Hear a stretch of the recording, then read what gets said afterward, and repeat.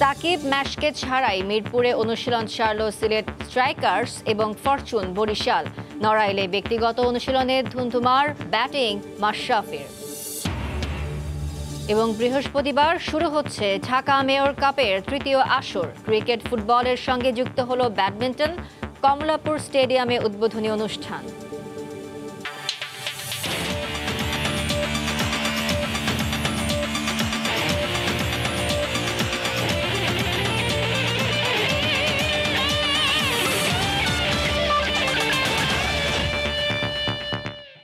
BPL এর নবম আসরকে সামনে রেখে দ্বিতীয় দিনের মতো অনুশীলন করেছে দলগুলো। এদিন প্রথমবারের মতো নিজেদের ঝালিয়ে নিয়েছে ফ্র্যাঞ্চাইজি খুলনা, চট্টগ্রাম, সিলেট আর বরিশাল। যদিও বরিশালের হয়ে অনুশীলন করেননি সাকিব আল হাসান, তার দলের সঙ্গে যোগ দেওয়ার কথা 4 জানুয়ারি। এছাড়াও প্রথম দিনের ধারাবাহিকতায় এদিনও দীর্ঘক্ষণ ব্যাটে বলে শান দিয়েছে কুমিল্লা ভিক্টোরিয়ান্স আর রংপুর রাইডার্স। বাংলাদেশ প্রিমিয়ার লিগের সবচাইতে সফল দল তারা। শুধু বর্তমান চ্যাম্পিয়নই নয়, ঝুলিতে আছে 3টা ট্রফি। নবম আসরকে সামনে রেখে সবার আগে অনুশীলন শুরু করেছিল ভিক্টোরিয়ান্সে। দ্বিতীয় দিনেও যা চলল টানা ঘন্টা 3 বেশি। কুমিল্লার বড় শক্তি দেশি ক্রিকেটার মোস্তাফিজ, মোসাদ্দেক, জাকের, ইমরুলদের ভিড়েও ক্যামেরার লেন্স ঠিকই খুঁজল লিটন কুমার দাসকে। কিন্তু ছুটিতে থাকায় দ্বিতীয় দিনের অনুশীলনও ছিলেন না এলকেডি। সব ঠিক থাকলে যোগ দেবেন বুধবার থেকে। কাগজে কলমে সবচাইতে ব্যয়বহুল আর শক্তিশালী দল গড়েও বরিশালকে আলাদা করার উপায় নাই। কারণ প্রথম দিনের অনুশীলনে ছিল না তাদের প্র্যাকটিস কিট, ছিলেন না সাকিব আল হাসানও। তবে মিরাজ, মাহমুদুল্লাহ দীর্ঘক্ষণ ব্যাটিংয়ের পাশাপাশি করেছেন বোলিং অনুশীলন। 4 পেসার কাজী অনিক, এবাদত, খালেদ আর রাব্বিকে নিয়ে দীর্ঘক্ষণ কাজ করেছেন মিজানুর রহমান বাবুল। বরিশালের মতো প্র্যাকটিস কিট ছিল না চট্টগ্রাম চ্যালেঞ্জার্সেরও। তবে প্রথম দিনের অনুশীলন বলে কিছুটা চনমনে মনে হয়েছে আফিফ, মেহেদি মারুকদের। ছিলেন না হেড কোচ জুলিয়ান উডো, তাই তো ফিটনেস আর স্ট্রেচিংয়ে দেয়া হয়েছে বাড়তি গুরুত্ব। দুপুর 2টার কিছুক্ষণ পরে একাডেমি মাঠে সিলেট স্ট্রাইকার্স। অধিনায়ক মাশরাফি না থাকলেও মুশফিক, রুবেলরা নিজেদের করেছেন প্রস্তুত। আর সবশেষে এসেছে তামিমের খুলনা টাইগার্স।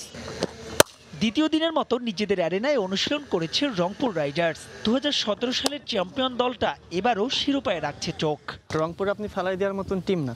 হইতে পারে লাস্ট 2-3 বছর রংপুর পার্টিসিপেট করে নাই, বাট রংপুর যেভাবে আসছে ওয়েল কামব্যাক করে আসবে এবং ইনশাল্লাহ মনে হয় ভালো কিছু হবে এই বছর। প্রথম 2 দিন অনুশীলন না করলেও তৃতীয় দিন থেকে অনুশীলন করবে তাসকিনের ঢাকা ডমিনেটর্স। আর প্রতিটি দলে বিদেশি ক্রিকেটাররা যোগ দেওয়া শুরু করবে 4 জানুয়ারি থেকে। মাহবুব রিমন, সময় সংবাদ, ঢাকা। এদিকে দলের সঙ্গে না থাকলেও বিপিএল সামনে রেখে নড়াইলে নিজেকে ঝালিয়ে নিচ্ছেন মাশরাফি বিন মুর্তজা। স্থানীয় ক্রিকেটারদের সঙ্গে বীরশ্রেষ্ঠ শহীদ নূর মোহাম্মদ স্টেডিয়ামে অনুশীলন চালিয়ে যাচ্ছেন তিনি। এর আগে বোলিং অনুশীলন করলেও সোমবার পুরোদমে ব্যাটিং প্র্যাকটিস করেছেন ম্যাশ। কাইরুল আরিফিন রানার পাঠানো তথ্য ছবি নিয়ে রিপোর্ট। বীরশ্রেষ্ঠ শহীদ নূর মোহাম্মদ স্টেডিয়ামে ছক্কাচারের প্র্যাকটিস মাশরাফি বিন মুর্তজার। বিপিএল এর জন্য টি-20 ঢঙে ব্যাটিংটা আরও একবার ঝালিয়ে নেয়ার প্রয়াস। নড়াইল এক্সপ্রেস ব্যাটিংটাও ভালোই জানেন। আন্তর্জাতিক ও ঘরোয়া ক্রিকেটে অনেক মারকুটে ইনিংস আছে তার। বিপিএল এর নবম আসরের আগে হয়তো সেই ব্যাটার সত্তার পুনর্জাগরণের প্রত্যয় ম্যাশের। তিনি এখন পুরোদস্তুর রাজনীতিবিদ। নড়াইল 2 আসনের সংসদ সদস্য, সম্প্রতি হয়েছেন আওয়ামী লীগের যুব ও ক্রীড়া সম্পাদকও। কিন্তু মাঠের মানুষ কি মাঠ ছেড়ে থাকতে পারেন? বিপিএল এর মৌসুমে এখনও ফ্র্যাঞ্চাইজিগুলোর আগ্রহের বড় অংশ জুড়ে মাশরাফি। 6 জানুয়ারি শুরু হচ্ছে বিপিএল। সিলেট স্ট্রাইকার্সের হয়ে মাঠে নামতে প্রস্তুত হচ্ছেন মাশরাফি। প্রতিযোগিতামূলক খেলার বাইরে আছেন 8 মাসের বেশি। সবশেষ ঢাকা প্রিমিয়ার লিগে খেলেছেন গেল বছর এপ্রিলে। এবারের বিপিএল এর জন্য অনুশীলন শুরু করেছেন 2022-এর শেষ দিকে। হাঁটুতে অস্ত্রোপচার হয়েছে অনেকবার। ক্যারিয়ারের শুরুর দিকের সেই গতি এখন নেই। কয়েক বছর ধরে বোলিং করছেন শর্ট রান আপে। চেষ্টা করেন লাইন লেন্থ বজায় রেখে বোলিংয়ের। নড়াইল স্টেডিয়ামে এই কদিন সেভাবেই সেরেছেন অনুশীলন। আর ব্যাট হাতে নামলেন এই প্রথম। জনতার মুখোমুখি জনতার সেবক এই শিরোনামে ইউনিয়নে ইউনিয়নে এলাকাবাসীর অংশগ্রহণে আয়োজিত অনুষ্ঠানে যোগ দিতে নড়াইলে অবস্থান করছেন মাশরাফি। দক্ষিণাঞ্চলের জেলাটির খেলাধুলার উন্নয়নে নানা পরিকল্পনার কথা জানিয়েছেন তিনি। পাশাপাশি বিপিএল এর পরিকল্পনাও চালিয়ে যেতে হচ্ছে সিলেট স্ট্রাইকার্স আইকনের। মাকসুম আলম খান, সময় সংবাদ। দেশের ক্রিকেটে নতুন এক মাইলফলক স্থাপন করল রংপুর রাইডার্স। বিপিএল এর প্রথম ফ্র্যাঞ্চাইজি হিসেবে নিজেদের মাঠে প্রস্তুতি নিল কর্পোরেট ক্লাবটি। কেবল ফ্র্যাঞ্চাইজি ভিত্তিক এই টুর্নামেন্টের জন্যই নয়, সংশ্লিষ্টদের লক্ষ্য বছরব্যাপী চালু থাকবে ক্রিকেটার তৈরির কার্যক্রম। সেজন্য দ্রুতগতিতে ক্রিকেট একাডেমি, ইনডোর ও মূল স্টেডিয়াম নির্মাণের কাজ চলছে। ইট বালুতে ঘেরা কিংস অ্যারেনায় দিনের পুরোটা সময় জুড়ে চলছে বিশ্রামহীন কর্মযজ্ঞ। দেশের ক্রীড়াঙ্গনে নতুন এক নিদর্শন। বিপিএল এর প্রথম কোনো দল নিজেদের মাঠে সেরে নিচ্ছে ব্যক্তিগত অনুশীলন।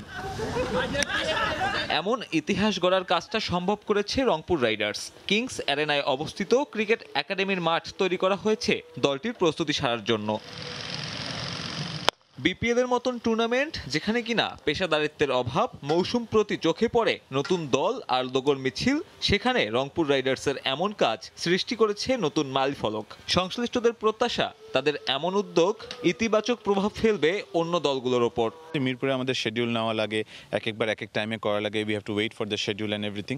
সেটা আমাদের এবার করতে হচ্ছে না। উই হ্যাভ দ্য মাঠ, আমাদের মাঠটা অ্যাভেলেবল ফর 24/7। প্লেয়াররা যখন খুশি তখন এসে প্র্যাকটিস করতে পারবে। এরকম একটা ভেন্যু যদি আমরা করতে পারি, তাহলে আমি শিওর যে অন্য যারা কর্পোরেটরা আছে, যারা অন্য ওনার্স আছে, তারাও আজকে এই মাঠটা দেখে উৎসাহ ফিল করবে যে আমাদের নিজের একটা মাঠ থাকলে ভালো হয়। কেবল বিপিএল কেন্দ্রিক নয়, রংপুর রাইডার্সের ভীষণটা এখন সামগ্রিক ক্রিকেটকে কেন্দ্র করে। সে লক্ষ্যে 25,000 দর্শক ধারণ ক্ষমতা সম্পন্ন স্টেডিয়াম নির্মাণ ছাড়াও উদ্যোগ নেওয়া হয়েছে একাডেমি চালুর। আমরা একাডেমি ক্রিয়েট করব এখানে স্পোর্টস কমপ্লেক্সে। আমরা একাডেমি আমাদের এমনিতেই হচ্ছে ক্রিকেট, যেখানে obviously is going to be one of the key parts of this sports complex. All year round we have some kind of cricket activity going on. আমরা এখন আরও টার্গেট করছি যে আমরা ফার্স্ট ডিভিশন, সেকেন্ড ডিভিশনেও যদি আমরা আরও কয়েকটা টিম নিতে পারি, সেখানে আরও প্লেয়ার জেনারেট করতে পারি, বাংলাদেশ ক্রিকেটকে সার্ভ করতে পারি, it's going to be an honour for us. Kings অ্যারেনাতেই চলছে ইনডোর ক্রিকেট স্টেডিয়ামের নির্মাণ কাজও। ইনডোর একাডেমি কিংবা মূল স্টেডিয়াম, ক্রিকেটকে এগিয়ে নিতে বিরাট কর্মযজ্ঞ বসুন্ধরা গ্রুপের। শুধুমাত্র বিপিএল কেন্দ্রিক নয়, দেশের ক্রিকেটকে এগিয়ে নিতে এমন কর্মযজ্ঞ 12 মাস থাকবে বলে মত সংশ্লিষ্টদের। কিংস অ্যারেনা থেকে সাব্বির মিথুন, সময় সংবাদ, ঢাকা। তৃতীয়বারের মতো আয়োজিত হতে যাচ্ছে ঢাকা মেয়র কাপ আন্তঃওয়ার্ড ক্রীড়া প্রতিযোগিতা। 5 জানুয়ারি কমলাপুরের বীরশ্রেষ্ঠ শহীদ সিপাহী মোস্তফা কামাল স্টেডিয়ামে মেয়র কাপের উদ্বোধনী অনুষ্ঠান আয়োজিত হবে। এবারে মেয়র কাপে ফুটবল ও ক্রিকেটের সাথে ব্যাডমিন্টনকে খেলাকেও সংযুক্ত করা হয়েছে। গেল 2 আসরের সফল আয়োজনের পর ঢাকা দক্ষিণ সিটি কর্পোরেশনের 75টি ওয়ার্ড নিয়ে এবার আয়োজন করা হচ্ছে ঢাকা মেয়র কাপের। এবারের আয়োজনের পরিসর ও ব্যাপকতা বৃদ্ধি করা হয়েছে বলে জানিয়েছে ঢাকা দক্ষিণ সিটি কর্পোরেশন। কমলাপুরের বীরশ্রেষ্ঠ শহীদ সিপাহী মোস্তফা কামাল স্টেডিয়ামে 5 জানুয়ারি থেকে ফুটবলের উদ্বোধনী খেলা অনুষ্ঠিত হবে। 13 জানুয়ারি থেকে গোলাপবাগ মাঠে ক্রিকেট এবং একই দিনে ব্যাডমিন্টন ফেডারেশনের ইনডোর স্টেডিয়ামে ব্যাডমিন্টন খেলা অনুষ্ঠিত হবে। এবার মোট 9টি মাঠে ফুটবল ও ক্রিকেট অনুষ্ঠিত হবে।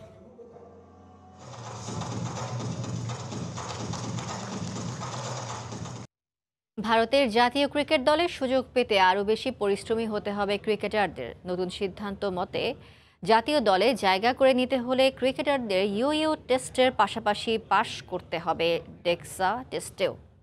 ক্রিকেটারদের চোট পাওয়া কমাতে এমন সিদ্ধান্ত নিয়েছে ভারতীয় ক্রিকেট বোর্ড। ভারতের জাতীয় দলের সুযোগ পেতে ক্রিকেটারদের জন্য নতুন চ্যালেঞ্জ যুক্ত করেছে সেদেশের ক্রিকেট বোর্ড। ইও টেস্টের পাশাপাশি ক্রিকেটারদের এখন দিতে হবে ডেক্সা পরীক্ষা। তারপরেই সুযোগ মিলবে জাতীয় দলে। খেলোয়াড়দের শরীর সুস্থ রাখতে প্রতিপক্ষকে টেক্কা দিতে এই টেস্টটি সংযোজন করা হয়েছে বলে জানিয়েছে বিসিসিআই। গেল কয়েক সিরিজের মাঝপথেই ইনজুরিতে পড়েছেন বেশ কয়েকজন ভারতীয় ক্রিকেটার। দলের গুরুত্বপূর্ণ ক্রিকেটাররা না থাকায় সমস্যা পোহাতে হয়েছিল টিম ইন্ডিয়াকে। চোট নিয়ে প্রকাশ্যে বিরক্তিও প্রকাশ করেছিলেন অধিনায়ক রোহিত শর্মা। নিউজিল্যান্ড ও বাংলাদেশের সাথে ওয়ানডে সিরিজ হারের পর টনক নড়েছে বিসিসিআই এর। সিরিজগুলোতে প্লেয়ারদের সম্পূর্ণ ফিট পেতেই এমন উদ্যোগ নেয়ার কথা জানিয়েছেন বিসিসিআই এর ফিটনেস কোচ। 2011 সালেই আমি এই পরীক্ষার কথা বলেছিলাম, কিন্তু তখন সেটা শুরু করা যায়নি। এই পরীক্ষা থেকে শরীরের অনেক খুঁটিনাটি জানা যায়, যা থেকে ক্রিকেটারদের মূল্যায়ন করতে সুবিধা হয়। ক্রিকেটাররাও নিজেদের শরীর সম্বন্ধে সচেতন থাকতে পারেন। বিশেষ পদ্ধতিতে করা হয় ডেক্সা পরীক্ষা। শরীরের মধ্যে ডুয়াল এনার্জি এক্সরে প্রবেশ করিয়ে হাড়ের ঘনত্ব মাপা হয়। 10 মিনিটের এই পরীক্ষার জন্য প্রয়োজন অত্যাধুনিক সব যন্ত্রপাতি। প্রতিটি সিরিজের আগে বেঙ্গালুরু জাতীয় ক্রিকেট একাডেমিতে ক্রিকেটারদের করাতে হবে এই পরীক্ষা। তবে এই পরীক্ষা করার সময় ক্রিকেটারদের শরীরে যন্ত্রণা বা অন্য কোনো শারীরিক সমস্যা হবে না বলে জানায় বিসিসিআই। হাড়ের ঘনত্ব ছাড়াও শরীরে মেদের পরিমাণ ও পেশির ক্ষমতা মাপা যাবে এই পরীক্ষার মাধ্যমে। এর আগে ক্রিকেটারদের ফিটনেসের অবস্থা জানার জন্য ইয়ো টেস্টও চালু করেছিল ভারতীয় ক্রিকেট বোর্ড। পারভিন আক্তার, সময় সংবাদ। স্থপতি ক্রীড়া সংগঠক বীর মুক্তিযোদ্ধা মোবাশের হোসেনের মৃত্যু ক্রীড়াঙ্গন তথা দেশের জন্য অপূরণীয় ক্ষতি বলে মন্তব্য করেছেন ক্রীড়া সংগঠকরা। সোমবার বিকেলে ব্রাদার্স ইউনিয়ন ক্লাবে প্রথিতযশা ক্রীড়া সংগঠকের জানাজা শেষে এসব কথা বলেন তার সহচররা। এদিকে জীবদ্দশায় মোবাশের হোসেন তার লাশ বঙ্গবন্ধু শেখ মুজিব মেডিকেল কলেজ দানের ইচ্ছা প্রকাশ করলেও সেখানে তৈরি হয়েছে কিছু জটিলতা। প্রতিবাদের বলিষ্ঠ কণ্ঠস্বর মোবাশের হোসেন। জীবনভর সব অন্যায়ের বিরুদ্ধে ছিল যার অবস্থান, তবে আজ তিনি বড্ড শান্ত। প্রকৃতির চিরায়ত নিয়ম মেনে তিনি পাড়ি জমিয়েছেন অনন্ত যাত্রার পথে। ব্রাদার্স ইউনিয়ন ক্লাব প্রাঙ্গণে প্রিয় মানুষটিকে শেষবার দেখার অপেক্ষায় স্থপতি বিশিষ্ট ক্রীড়া সংগঠক মোবাশের হোসেনের বন্ধু অনুজরা। 1999 থেকে 2002 পর্যন্ত যার সভাপতিত্বে পুনর্গঠিত ব্রাদার্স ইউনিয়ন জিতেছিল ঘরোয়া ফুটবল আর ক্রিকেটের সর্বোচ্চ শিরোপা। অনেকের মৃত্যুর অনেকের ক্ষতি হয়, কারো পরিবারের ক্ষতি হয়, কারো সমাজের ক্ষতি হয়, কোনো ক্লাব বা গোষ্ঠী হয়। এটা আমাদের দেশের ক্ষতি হয়ে গেল। বলিষ্ঠভাবে কোনো অন্যায়ের বিরুদ্ধে কথা বলার মতন লোক আমি এখন দেখি না। আজকে তার জানাজা অনুষ্ঠান হলো, কিন্তু পরবর্তী পর্যায়ে তার আত্মজীবনী নিয়ে ব্রাদার্স ইউনিয়ন একটি স্মরণ সভা করবে। সেখানে আমরা তাকে স্মরণ করবো এবং তার স্মৃতিচারণ করব। সংকটকালীন সময়ে সচেতনভাবে উনি মানুষের জন্য, দেশ ও জাতির জন্য কাজ করেছেন। সদা অন্যায়ের প্রতিবাদ আর গঠনমূলক সমালোচনা করা ছিল এই মানুষটির বিশেষ চরিত্র। যখন যেখানে প্রয়োজন ছুটেছেন নির্দ্বিধায়। ফুটবল, ক্রিকেট থেকে শুরু করে অন্যান্য খেলাতেও তার ছিল সরব উপস্থিতি। সত্য কথাটা বলার জন্য চেষ্টা করতেন এবং সম্মুখেই বলতেন, যাতে এর মধ্যে কোনো দ্বিধাদ্বন্দ্ব না থাকে। এম এ আজিজের ওইখানে খেলা হবে, ইন্টারন্যাশনাল খেলা, ভাঙাচোরা ছিল। উনি ওনার নিজের ইঞ্জিনিয়ার, নিজের কোম্পানির লোকজন নিয়ে গিয়ে পয়সা খরচ করে সেই যে স্থাপনা করেছে ওটা কিন্তু এখনও আছে। এটা কিন্তু নিজের করা, ক্রিকেট বোর্ড এক পয়সাও দেয় নাই, সে চায়ও নাই। উনি কিন্তু সমালোচনা করতেন। সমালোচনা করা কিন্তু খারাপ কোনো বিষয় না। আমাদের ভুলগুলি ধরিয়ে দেওয়ার মধ্য দিয়েই কিন্তু শুধরে নেওয়ার একটা রাস্তা উনি তৈরি করে দিতেন সব সবাই।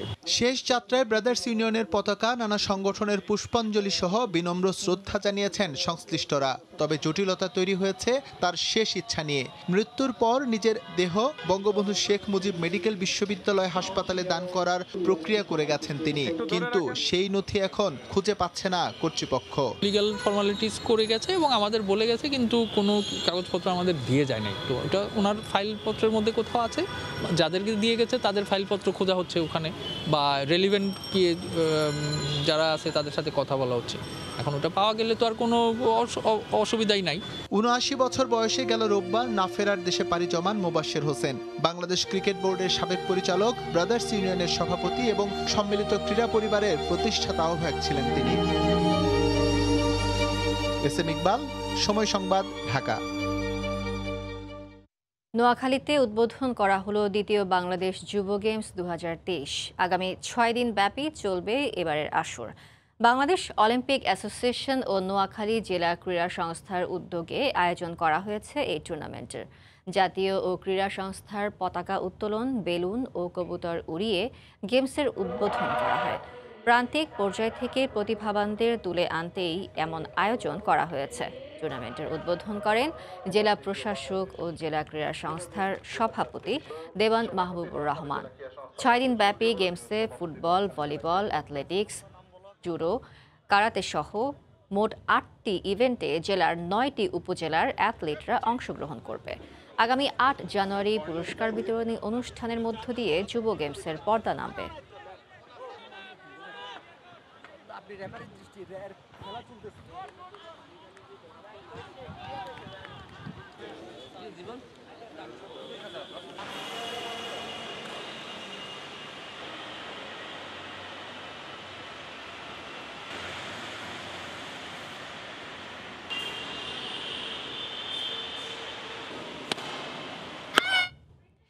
অযত্ন আর অবহেলায় ঝালকাঠি জেলা স্টেডিয়ামটি এখন গবাদি পশুর অভয়ারণ্য। গেট সীমানা প্রাচীরও ভেঙে গেছে। প্রতিদিনই জমে ওঠে মাদক শিবিরের আড্ডা। তদারকি না থাকায় কোটি কোটি টাকা ব্যয় নির্মিত স্টেডিয়ামটি খেলার কাজে না আসায় ক্ষোভ ক্রীড়াপ্রেমীদের। পলাশ রায়ের পাঠানো তথ্য ও শামীম হোসেনের ছবিতে রিপোর্ট। মাঠে চড়ছে গরু ছাগল আর দর্শক গ্যালারি দখল করে আছে খড়কুটো।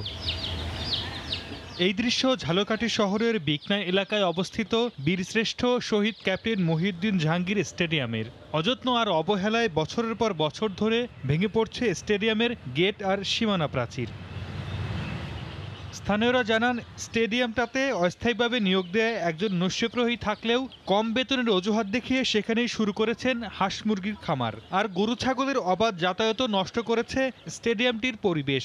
অন্যদিকে নির্মাণ কাজের শুরুতেই নানা অনিয়মের অভিযোগ ছিল ঠিকাদারি প্রতিষ্ঠানের বিরুদ্ধে। গরু ছাগল কিছু পালিনি, আমি একটা গরু পালি। হাঁস ওই যে ছাগল যা দেখেন সব বাইরে। রাত্রে চলে এখানে মাদকের আড্ডা, আর দিনে আপনার গরু ছাগলের খামার বানাই রাখছে। এদিকে স্টেডিয়ামের সার্বিক উন্নয়নে স্থানীয় সংসদ সদস্যের ডিও লেটার সহ মন্ত্রণালয়ে দুবার আবেদন করা হয়েছে বলে জানান জেলা ক্রীড়া সংস্থার সাধারণ সম্পাদক। যে পরিমাণ জাতীয় ক্রীড়া পরিষদ দিয়ে অর্থ দেয় তা থেকে আমরা মাঠ সংস্কার করে খেলাধুলার উপযোগী করা সম্ভব আমাদের পক্ষে সম্ভব নয়। তফাৎও আমরা কিছু কিছু কাজ আমরা নিজের অর্থায়নে করেছি। 2001 সালে 6 কোটি টাকা ব্যয়ে 9.5 একর জমিতে ঝালকাঠি জেলা স্টেডিয়ামের কাজ শুরু হয়। সময় সংবাদ, ঝালকাঠি। এ পর্যায়ে খেলার সময়ের শীর্ষ সংবাদ জানিয়ে দিচ্ছি আরও একবার। সাকিব ম্যাচকে ছাড়াই মিরপুরে অনুশীলন সারল সিলেট স্ট্রাইকার্স এবং ফরচুন বরিশাল। নড়াইলে ব্যক্তিগত অনুশীলনে ধুন্ধুমার ব্যাটিং মাশরাফির। এই ছিল খেলার সময়ের এখনকার আয়োজন। সঙ্গে থাকুন সময়।